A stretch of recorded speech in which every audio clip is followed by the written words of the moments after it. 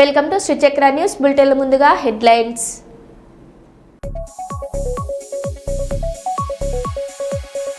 బాలయ్యకు award వచ్చిన సందర్భంగా శుభాకాంక్షలు తెలియజేసిన super star Rajinikanth.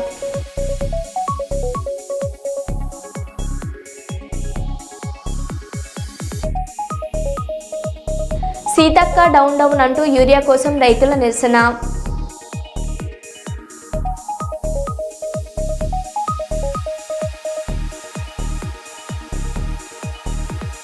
Telangana CM సహాయక నిధికి 50 లక్షలు విరాళంగా ఇచ్చిన బాలకృష్ణ.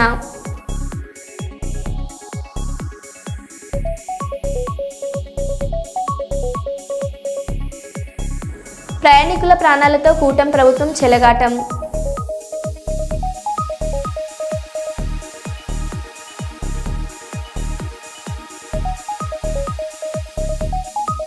రైతులు ఇబ్బందులు పడకుండా సరిపడా యూరియా ఇవ్వాలని అగ్రికల్చర్ కమిషనర్ను కలిసిన బీఆర్ఎస్ ఎమ్మెల్యేలు, ఎమ్మెల్సీలు.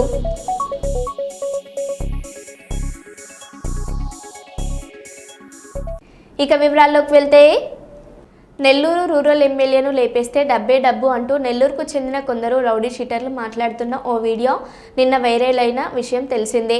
దీనిపై TDP Nellore rural MLA Kotamreddy Sridhar Reddy తాజాగా స్పందించారు. నిన్న నాకు ఒక వీడియో వచ్చింది. అందులో నన్ను చంపేస్తే డబ్బే డబ్బు అని ఒకరు మాట్లాడుతున్నారు. నన్ను చంపేస్తే డబ్బు ఇస్తామన్నది ఎవరు? ఈ ఘటనపై జిల్లా ఎస్పీకి ఫిర్యాదు చేశాను. ఆ వీడియో వాళ్లకు 3 రోజుల ముందే వచ్చిందని దర్యాప్తు చేస్తున్నామని చెప్పారు అని కోటంరెడ్డి అన్నారు. చాలా మంది మీడియా మిత్రులు రకరకాల వార్తలు అన్ని ఛానల్లో కూడా, అటు సోషల్ మీడియాలో కూడా, మెయిన్ స్ట్రీమ్ మీడియాలో కూడా రావటం జరిగింది. ఆ వీడియో చూసిన తర్వాత కొంతసేపు నేనే షాకు గురైన పరిస్థితి. అందులో ఒకరంటారు రూరల్ ఎమ్మెల్యేని చంపేస్తే డబ్బే డబ్బు అని, మరొకరు అంటారు చంపేద్దామని, ఇంకొకరు అంటారు ఉదయం మాట్లాడుకుందామని. జరిగిన సంఘటన పోలీసులు విచారిస్తూ ఉన్నారు. నేను ఈ నిమిషం దాకా ఎక్కడా ఏ మీడియాతో మాట్లాడలా. మీడియా మిత్రులు మాటా మంతి కార్యక్రమంలో ఒక చిన్న ఆవేదన వ్యక్తం చేశాను. ఏమిటంటే, అప్పుడే జిల్లా ఎస్పీ గారి స్టేట్మెంట్ వచ్చింది. 3 రోజుల ముందే మాకు ఈ విషయం తెలుసు, విచారిస్తున్నామని.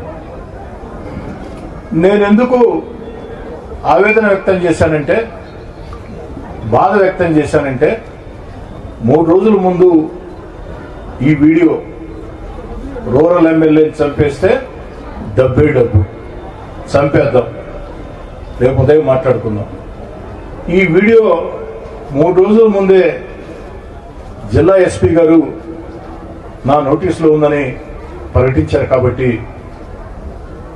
కనీసం నాకు పోలీస్ శాఖ దృష్టికి వచ్చిన వెంటనే ఈ విధంగా వచ్చింది, ఒక వీడియో మా నోటీసులో ఉంది, విచారిస్తున్నాం, మీరు కూడా కాస్త జాగ్రత్తగా ఉండండి, జాగ్రత్త చర్యలు తీసుకోండి అని జిల్లా ఎస్పీ గారు చెప్పి ఉంటే బాగుండేదని జనాంతికంగా మాట్లాడారు.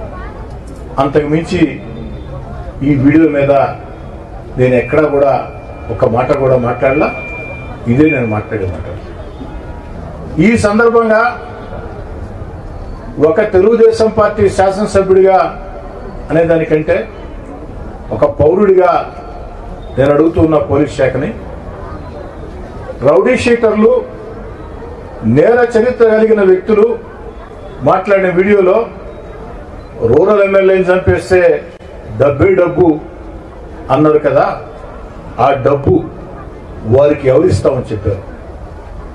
ఆ డబ్బు ఎందుకంటే నేను పౌరుడిగా అడగొచ్చు, కానీ ఈ పౌర సమాజం 1కి 3 సార్లు నన్ను ఎమ్మెల్యే చేసింది. కాబట్టి ఓ ఎమ్మెల్యేని హత్య చేయాలంటే డబ్బు వస్తుందంటే ఆ డబ్బు ఎవరిస్తామని చెప్పారు? ఇది పోలీస్ విచారణలో తేలాలి.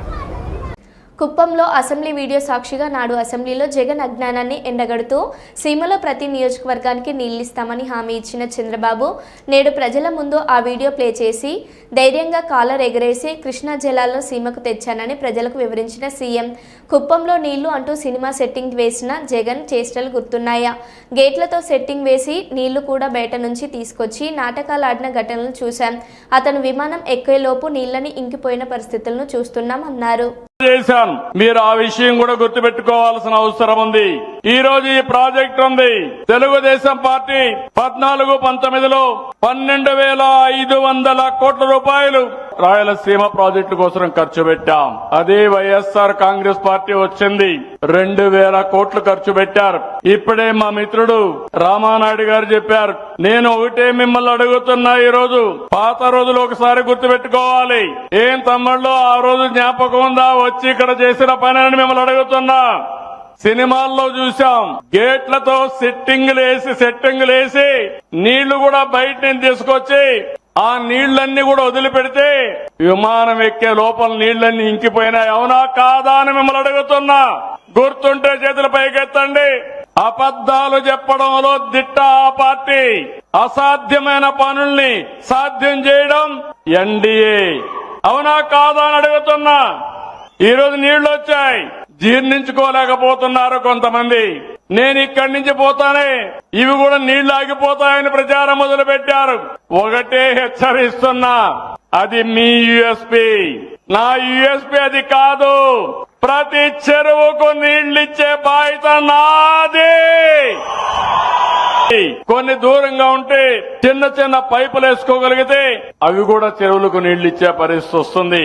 నేను చాలా సార్లు చెప్పాను, నీటి విలువ తెలిసిన పార్టీ తెలుగుదేశం పార్టీ, నీటి విలువ తెలిసిన పార్టీ ఎన్డీఏ. నీటి విలువ, రైతుల సమస్యలు తెలియని పార్టీలు మిగిలిన పార్టీలు అని చెప్పి కూడా నేను మీకు తెలియజేస్తున్నా. అసెంబ్లీ అంటే హేళన, తిట్లు, నవ్వులాట్లు ఇలాంటికే పరిమితం చేశారు. ఈ రోజు మనందరి ఆలోచన ఒకటే, చిత్తశుద్ధి ఉంటే ఏదైనా సాధ్యం. నీళ్లనేది జీవితం.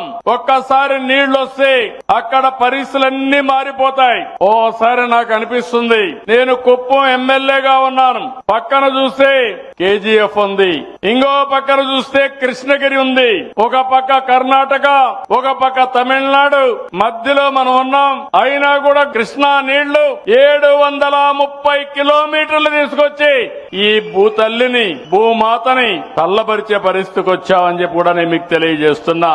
అంద్రేనివాకు నీళ్లు వస్తాయి, గాలేరు నగరికి వస్తాయి, పలమనేరు ఎమ్మెల్యే ఉన్నాడు, పలమనేరుకు నీళ్లు వస్తాయి, పొంగునూరుకు వస్తాయి, మదనపల్లి ఎమ్మెల్యే ఉన్నాడు, మదనపల్లికి వస్తాయి.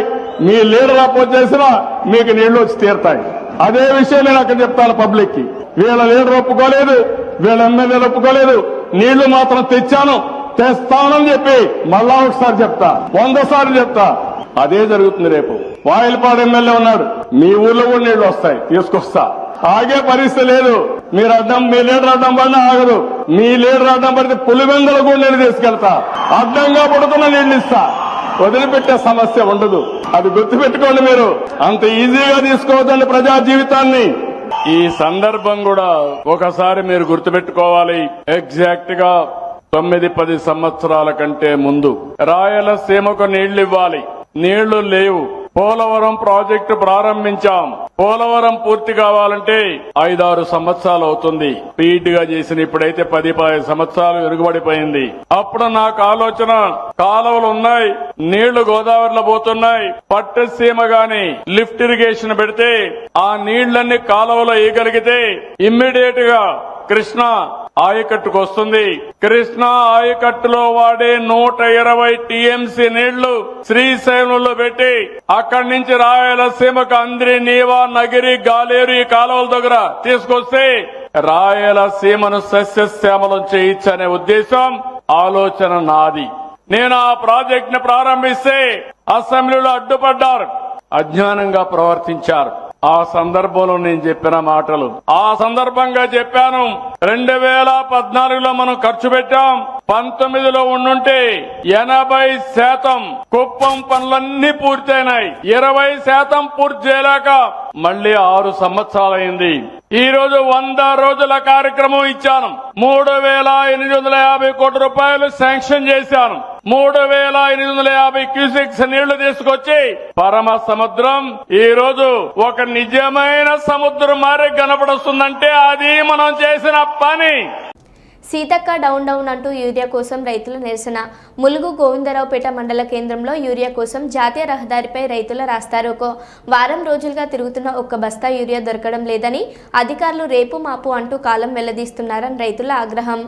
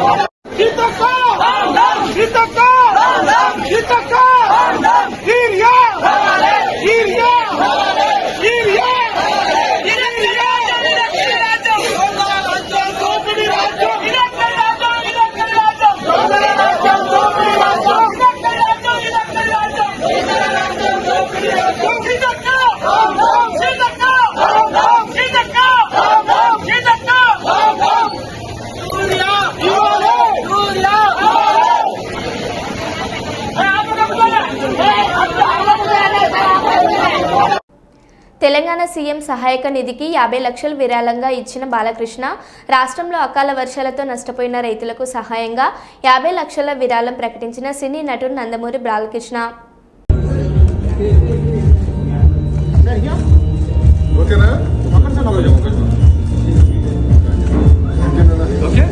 అతిశోక్తి అవుతుందేమో, అందరు ఉన్నారని చెప్తున్నాను అనుకుంటారేమో అని ఇది నా సొంత బాధ నేను చెప్పాను. ఇది ఏదైతే ఈ జగిత్యాల జిల్లా, ఏదైతే ఈ కామారెడ్డి జిల్లా, ఎలాగైతే వర్ష విపత్సానికి అతలకుతలం అయ్యి ఎంతోమంది ప్రాణాలు పోగొట్టుకున్న ఎంతోమంది రైతులు వాళ్ళు పండించిన పంట నేలమట్టమైందో వాళ్ళందరూ గుర్దాభక్తిగా నేను 50 లక్షల రూపాయలు సీఎం రిలీఫ్ ఫండ్కి,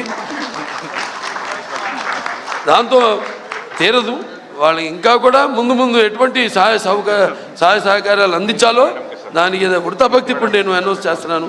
ఎందుకంటే అందరు ఉన్నప్పుడు అయితే నాకు నచ్చదు అనౌన్స్ చేయడం, ఏదో రాజకీయ అలా కాదు.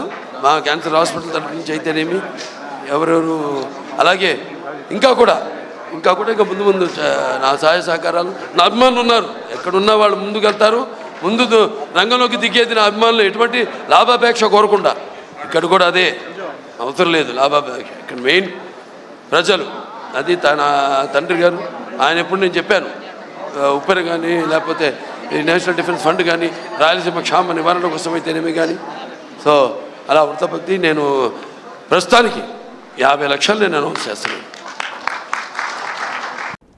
డోర్నకల్ నియోజకవర్గ కేంద్రాన్ని అభివృద్ధి చేయాలని వినాయకుని నిరసన.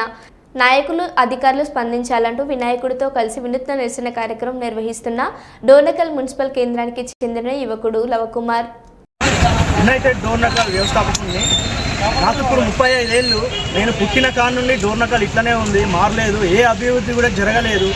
కాలువలు కట్టలేదు, రోడ్లు కట్టలేదు, ఒక కాలేజ్ లేదు, ఒక హాస్పిటల్ సరైన హాస్పిటల్ సదుపాయం లేదు. వీధి కుక్కలు పందులు తిరుగుతూనే ఉన్నాయి. పారిశుద్ధ్యం లేదు, చెత్త ఎత్తడం లేదు, ఎక్కడ చెత్త అక్కడే ఉంది. ఎన్నోసార్లు నిరసన తెలిపాను, ఎందరో మహానుభావులు నిరసన తెలిపారు, నేను తెలిపాను, యువతంతా నిరసన తెలిపారు. కానీ అధికారులు పట్టించుకోలేదు. కనీసం గణేశుడు మన వినాయకుడైనా ఇలా నిరసన తెలిపితే ఇప్పటికైనా అధికారులు స్పందించి డోర్నకల్ని అభివృద్ధి బాటలో నడిపిస్తారని, నాయకులు మేల్కొని డోర్నకల్ని అభివృద్ధి బాటలో నడిపిస్తారని, పారిశుద్ధ్యం, వీధి కుక్కలు, ఇంటర్ డిగ్రీ కళాశాల, 100 పడకల ఆసుపత్రి, సీసీ రోడ్లు, పారిశుద్ధ్యం, చెత్త సేకరణ, కూరగాయల మార్కెట్ నిర్మాణం ఇవన్నీ చేపడతారని, గణేశుడు నిరసన తెలిపినందుకైనా ఇవన్నీ చేపడతారని కోరుకుంటున్నాను. దొంగలు వస్తున్నారు. నిజమే మీరు వింటున్నది. అమాయకుల వద్ద చాకచక్యంగా బంగారు నగలు కాజేసి వాటిని క్షణాల్లో దొంగలిస్తున్న ఒక గ్యాంగ్ మహబూబ్ నగర్ వైపు నుండి షాద్ నగర్ వైపు వస్తుంది. పాలమూరు పట్టణంలో ఇప్పటికే 6 తులాల వరకు బంగారు నగలు కాజేసిన ఘటన వీడియోను షాద్ నగర్ పోలీసులు మీడియాకు విడుదల చేశారు. ముఖ్యంగా అమాయకుల మెడలో ఉన్న బంగారం చూసి దొంగలు ఉన్నారు, మీరు అప్రమత్తం కావాలి అంటూ వారి వద్ద ఉన్న నగలను తీసి ఒక పేపర్లో చుట్టి లోపల పెట్టుకోండి అంటూనే వాటిని చాకచక్యంగా తస్కరిస్తున్నారని షాద్నగర్ సిఐ విజయ్ కుమార్ మీడియాకు వివరించారు. దీనికి సంబంధించిన వీడియోను కూడా వీడియోకు విడుదల చేశారు. మహబూబ్ నగర్ వద్ద 2 ఘటనలు చోటు చేసుకున్నాయని, ఒకరి వద్ద 4 తులాలు, మరో వ్యక్తుల వద్ద 2 తులాల ఆభరణాలు కాజేశారని, వారు కొంత తమిళ యాసలో తెలుగు మాట్లాడతారని, ప్రజలకు వీరు ఎక్కడైతే తారసపడితే వెంటనే పోలీసులకు సమాచారం అందించాలని లేదా వారి నుండి అప్రమత్తంగా ఉండాలని సిఐ విజయ్ కుమార్ మీడియా ద్వారా ప్రజలకు సూచించారు.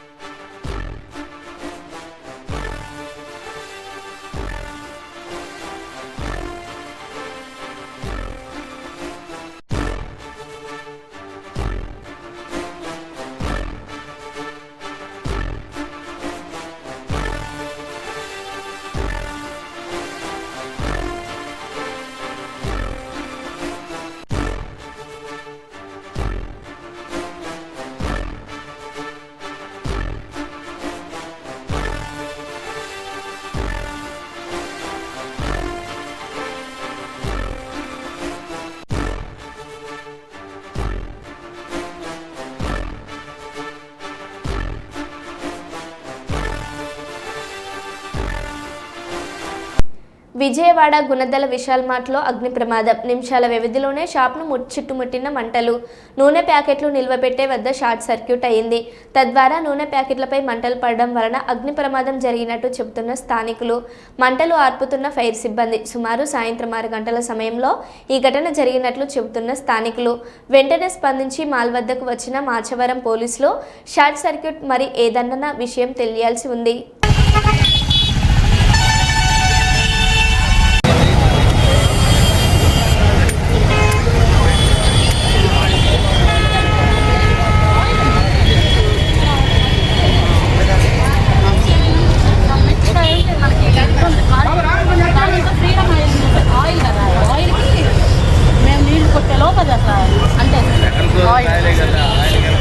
అసలు అక్కడికి వెళ్ళలేదు, గ్రౌండ్ ఫ్లోర్లోనే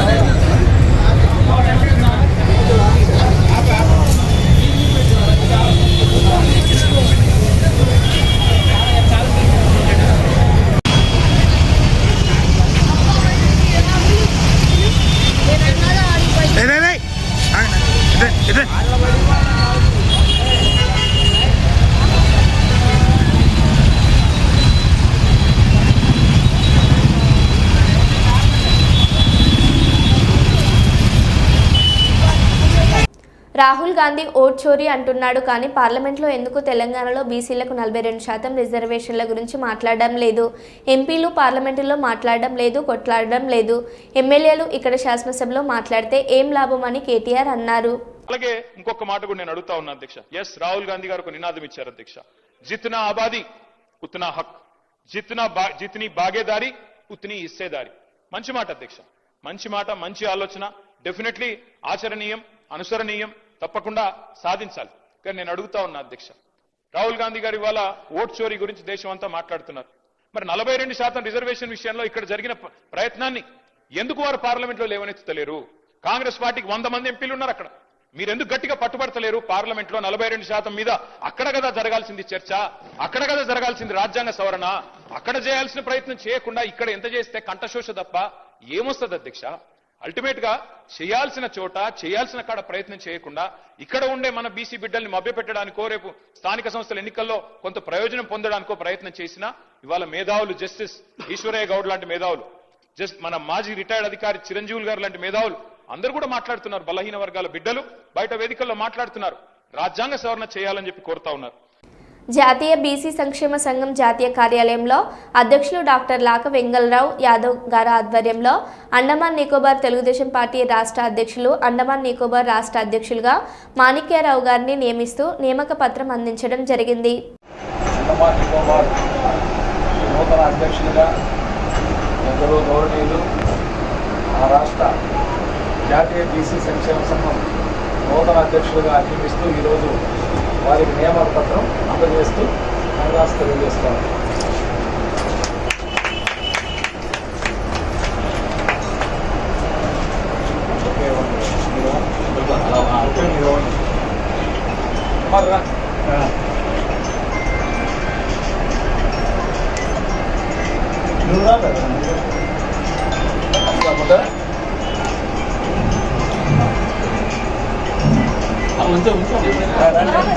నందికొట్కూరు నియోజకవర్గ టీడీపీ ఇన్ఛార్జ్ గౌరవ్ వెంకటరెడ్డి జన్మదినం సందర్భంగా కర్నూలులో వారి కార్యాలయం నందు తెలుగుదేశం యువ నాయకులు ధర్మవరం మన్నె గౌతమ్ కుమార్ రెడ్డి వారిని మర్యాదపూర్వకంగా కలిసి జన్మదిన శుభాకాంక్షలు తెలియజేశారు.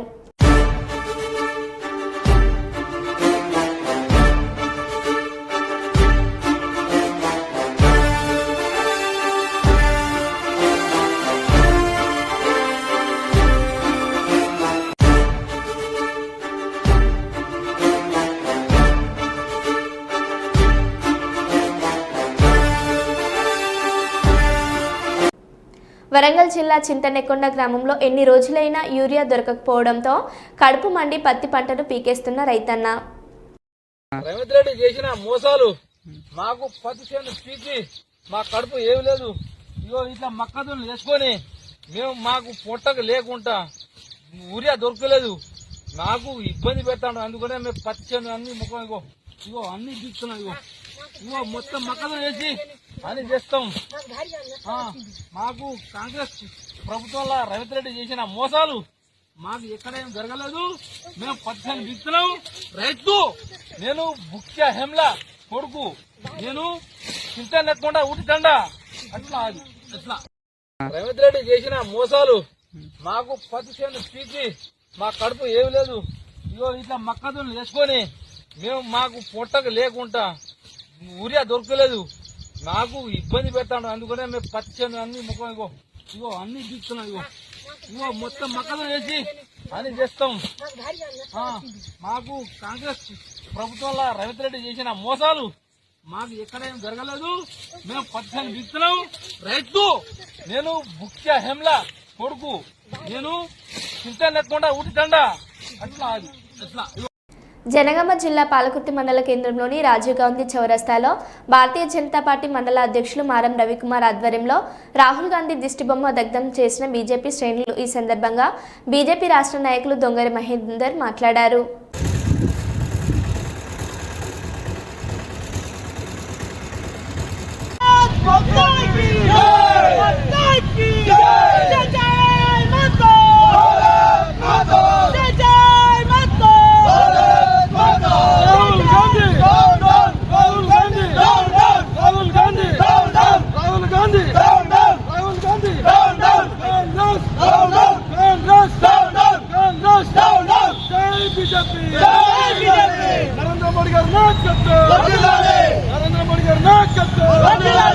నరేంద్ర మోడీ గారు తల్లిపాటి వ్యాఖ్యలు చేసిన రాహుల్ గాంధీ రాహుల్ గాంధీ